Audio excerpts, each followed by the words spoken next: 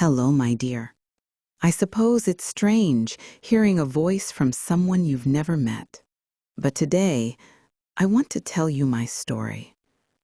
I want to tell you about a life full of small joys, quiet sorrows, love lost and found, and the weight of years that cling to your heart like old photographs.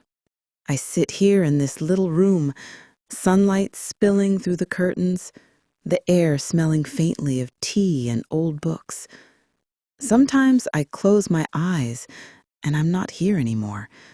I am a girl running barefoot through dusty streets, laughing with friends, or a young woman waiting by a window for someone who never came. Life has a strange way of circling back to memories, you know? The past never truly leaves you. It lingers, whispers to you, and sometimes it teaches you more than the present ever could. I was born in a small town, the kind with narrow streets and laughter that echoed through the evenings.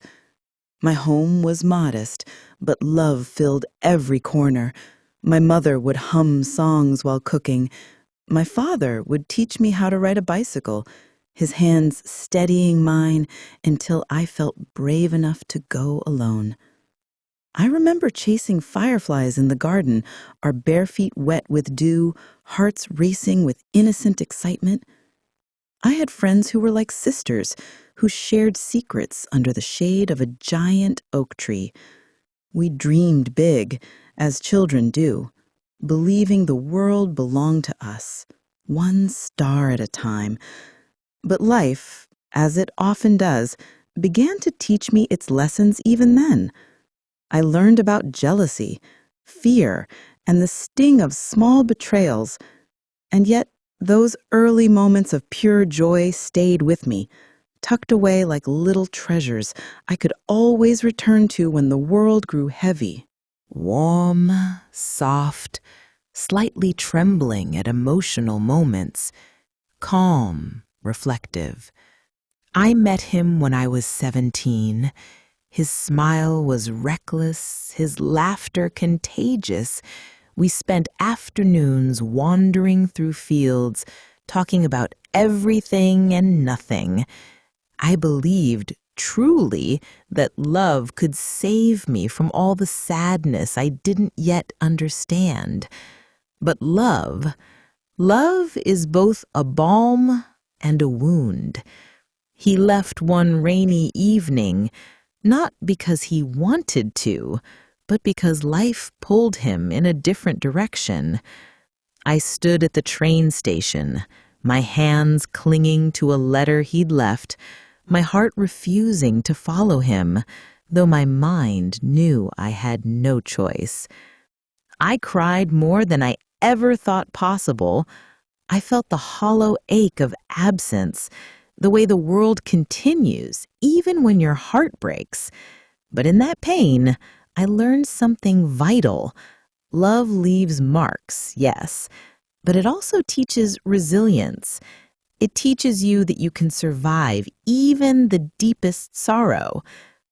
Years later, I married a kind man.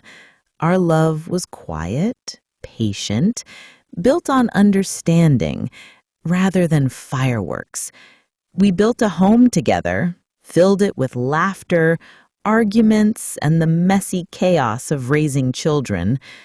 I remember the first time I held my daughter, her tiny fingers curling around mine, her breath warm against my chest, and my son, curious and restless, always testing the limits of the world. Raising them taught me courage I didn't know I had. Yet it wasn't always easy.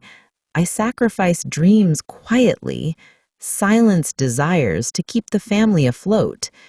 I smiled when I felt broken inside, because that is what women of my time often did.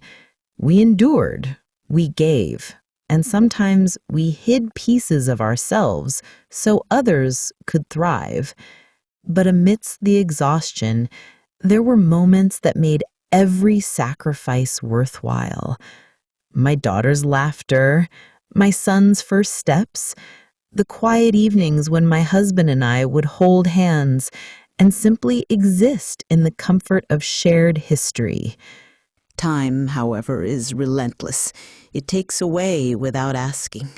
My husband passed one winter, leaving a silence in our home that I still carry. I think often of what I didn't say, the words left unsaid, the moments I let slip away. I have regrets, yes. I wished I had loved more boldly, spoken more freely, and embraced life without the fear of imperfection. Some nights I wake and feel the sting of loneliness, the echo of voices that once filled my rooms. But grief, as heavy as it is, taught me something precious. Even in absence, love remains. Even in silence, memories persist. I have learned to find peace in what was, instead of dwelling only on what is gone. The faces of those I have loved, the touch of hands long gone, they all remain as vibrant as ever in the chambers of my heart. If you are listening, perhaps you are young, or perhaps you are older, like me, reflecting on the passage of time. I want you to tell you this: cherish the small moments. Laugh freely, forgive easily, and do not be afraid to love, even if it ends in pain. Life will test you. It will break you, mend you, and reshape you in ways you never imagined. But through it all, you will discover strength, courage, and the profound beauty of existence. Remember, the past is never truly gone. It whispers to you, it shapes you, and sometimes it carries you forward. And in the end, it is love and love alone that lingers. It is the thread that stitches the tapestry of our lives. So live fully, love deeply, and never fear the passage of time. For when you grow old, as I have, you will realize that life, messy, fleeting, imperfect, is nothing short of miraculous.